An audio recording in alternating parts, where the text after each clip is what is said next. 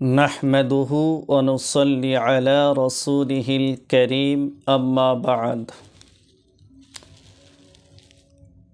আজ আমরা আলোচনা করব যে পুরুষদের জন্য সোনা বা রূপোর গহনা পরা যাবে কি।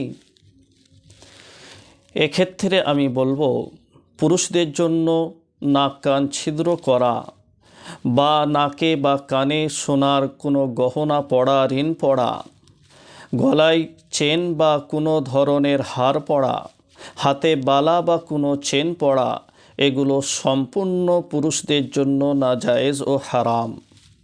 অনুরূপভাবে মহিলা বা পুরুষ উভয়ের জন্য সোনার উপর ঘড়ির চেন বা চশমার ফ্রেম এগুলো ব্যবহার করা সম্পূর্ণ নাজায়েজ ও হারাম।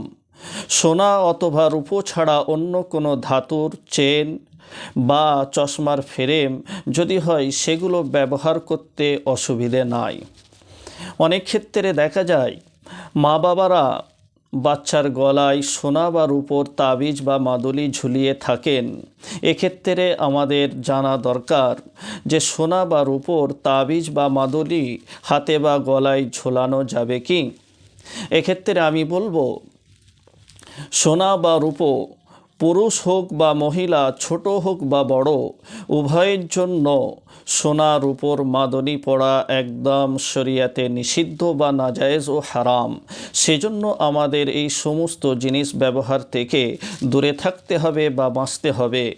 আর অনেক ক্ষেত্রে দেখি আমাদের অনেক মুসলিম ভাইয়েরা যারা বিদেশে থাকেন বা বাইরে থাকেন, যখন তারা ঘরে ফেরেন তাদের গলায় অনেক ক্ষেত্রে সোনার হার বা চেন বা গলায় কোনো চেন বা হাতে কোনো ধরনের সোনার চেন বা রূপোর চেন দেখতে পাই, এগুলো একদমই পরা যাবে না। শরিয়ত এগুলোকে একদম পুরুষদের জন্য নাজায়েজ ও হারাম করেছে। সেজন্য আমাদের এই সমস্ত কাজ থেকে বিরত থাকতে হবে এবং দূরে থাকতে হবে। আল্লাহ তাআলা আমাদের সকলকে এই জিনিস ওপরে আমল করা তৌফিক